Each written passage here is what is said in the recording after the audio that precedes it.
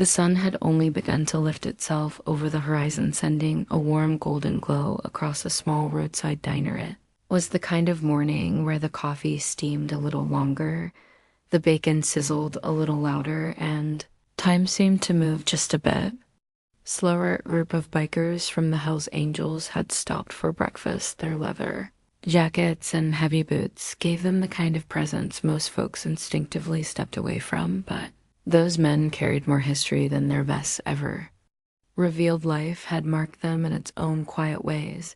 Their laughter rolled across the parking lot, echoing off chrome handlebars and polished engines. But in an instant, everything shifted. A sharp cry cut through the morning air. Everyone turned. A little girl in a red dress came running as fast as her boots could carry her.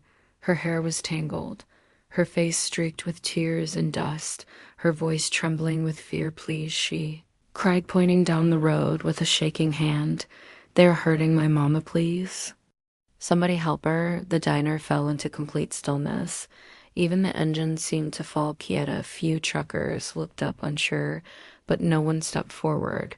No one except one man, Mason Coley, broad-shouldered biker in his late 30s. He had lived through hard years, the kind that carved both toughness and tenderness into a person. He lowered himself to one knee, steadying her trembling hands. "Where's your mama?" he asked, his voice low but gentle. She pointed again toward a small cluster of old trailers hidden among the trees. "Please, they're beating her," she whispered. Mason didn't hesitate. He rose slowly, his face tightening with purpose. "Tank ride her with me," he said to two of his brothers. In seconds, the three men were on their Harley's, engines roaring to life as they shot down the road, leaving a cloud of dust in their wake.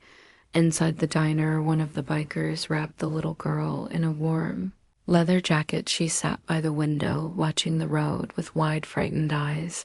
Minutes passed, though they felt much longer. Then, faintly, the sounds of shouting and chaos echoed through the trees. At that old trailer, Mason and his brothers found the girl's mother cornered by a man swollen with anger and alcohol. Her face was bruised, her body shaking as he raised his arm to strike again. Mason stepped inside. He caught the man's wrist mid-swing. Bottle dropped from his hand, shattering on the floor. In one practiced movement, Mason twisted his arm behind his back, pinning him until the others stepped in. The violence ended as quickly as it had begun. Mason turned to the woman.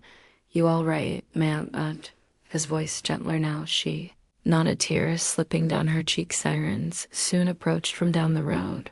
The police arrived. The bikers didn't shout, didn't explain. They simply lifted their hands and waited for the truth to unfold. Little girl ran to Mason and clung to his leg. Her mother, whose name was Carla, found the strength to step forward and tell the officers everything that was taken away in handcuffs. Mason walked the little girl back to his bike. "You were brave today," he told her, "real brave." They returned to the diner with the morning sun now bright and full. Everyone waiting outside fell quiet as they saw the child safe in Mason's arms and her mother walking behind them. The diner owner brought blankets and coffee. One by one, the bikers draped their own jackets around the mother and daughter, a small gesture, but it carried a weight that moved the crowd to silence. Mason leaned down to the girl. "You take good care of your mama now," he say. "You're her little guardian." Word of what happened traveled fast. People from nearby towns stopped by the diner just to shake the bikers' hands when someone asked Mason why he stepped, and he simply answered, "A cry for help is a cry for help.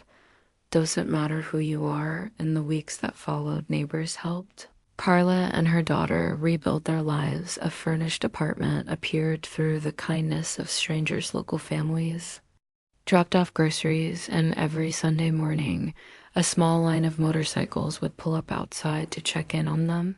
One bright spring day, the little girl handed Mason a drawing. Crayon colors of red sunlight and motorcycles lined the page. "This is us," she said. Mason folded the drawing and slipped it into his vest. "That's coming with me wherever I ride," he told her. This story speaks to your heart. We invite you to like, share, and subscribe to Lonja Tales. Gentle reminders of compassion still matter. Even in a world that moves far too fast,